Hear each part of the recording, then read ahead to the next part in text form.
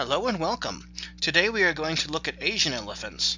Despite there only being 3 species of elephants alive today, there are, as with the orangutans, a lot of hidden diversity within populations and subspecies. So sit back, relax, get something cold to drink, and we'll explore these island giants. Despite seeming very similar, the 3 living elephant species are not closely related to each other. The genus Elephas, Asian elephants, and mammoths are more closely related to each other than to Loxodonta, the African elephants. Mammoths really were just hairy elephants, and defining elephants gets trickier when you look at their taxonomy and their extinct cousins. This video will look at the highly fragmented and threatened range of Asian elephants. We'll mostly focus on Sumatran and Bornean elephants, but first, let us look at the other populations. Elephants once lived all across Asia, and in the Middle East even. They can still be found in China in Yunnan province, though their range has shrunk drastically. Elephants once lived widely across Asia, and this can be documented in historical records, such as this Chinese tapestry depicting an Indian mahout, but competition from over 2 billion people has severely fragmented their range. The Western Ghats in India are forests that grow along a range of mountains. This forest has been severely fragmented by plantations such as for green tea. Elephants travel long distances in search of food, and in the present day, their old migration routes go through plantations and crops.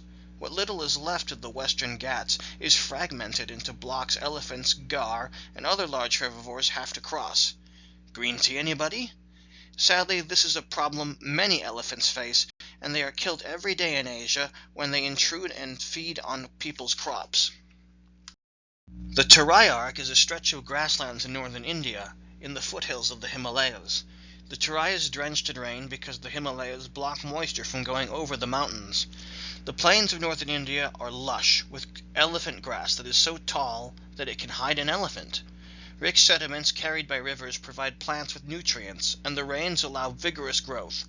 Elephants, tigers, and rhinos roam the Terai Arc. Like the Western Ghats, this region has become severely fragmented. It's as threatened as any rainforest. Sri Lanka has its own subspecies of elephant, and the cultural importance of elephants there is noteworthy, so it gets a mention, but honestly, I know very little about Sri Lanka.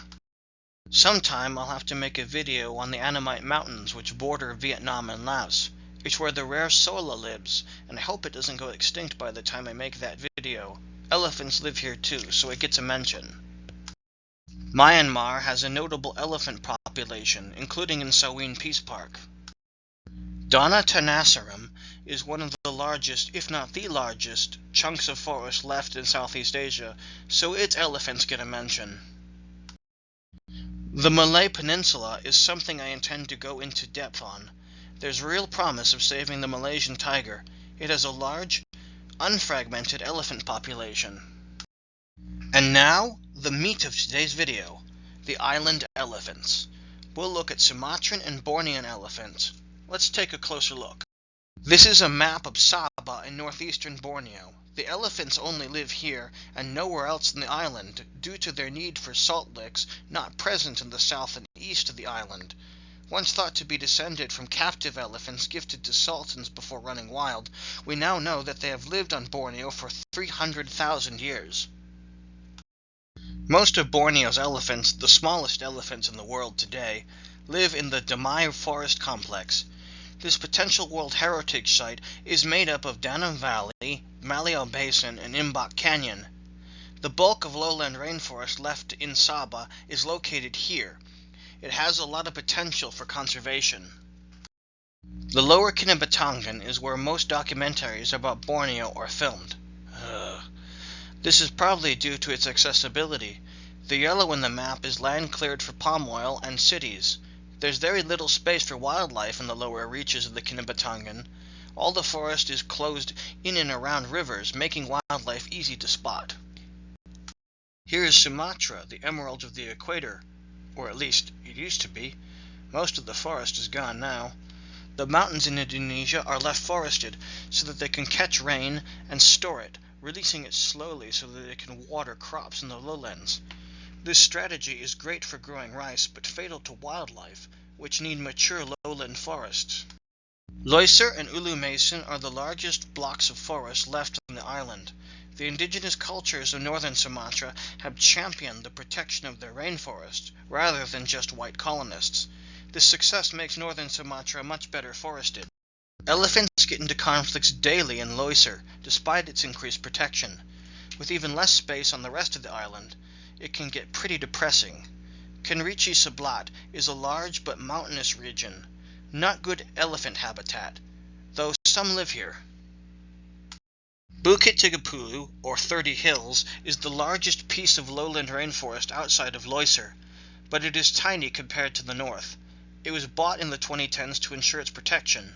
All the land around it is now palm oil and rubber plantations.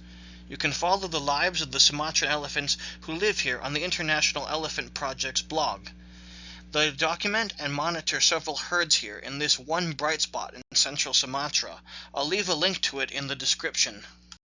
I could end this video now and show pictures of dead elephants and go on about their plight and make you feel depressed, but I want to turn discouragement into encouragement. We have, till the early 2030s, to reforest land that has been deforested before the soils lose their microbes and reforestation is impossible. So I'm trying to raise funds to protect what's left and reforest as much land as possible. Thanks for watching. If you want to support conservation and raise awareness, please like and subscribe. I have personally raised over $6,600 for Loiser since 2016, and I'd like to raise that to $10,000 by October of next year. I really appreciate your help, and as always, thanks for watching. Till next time.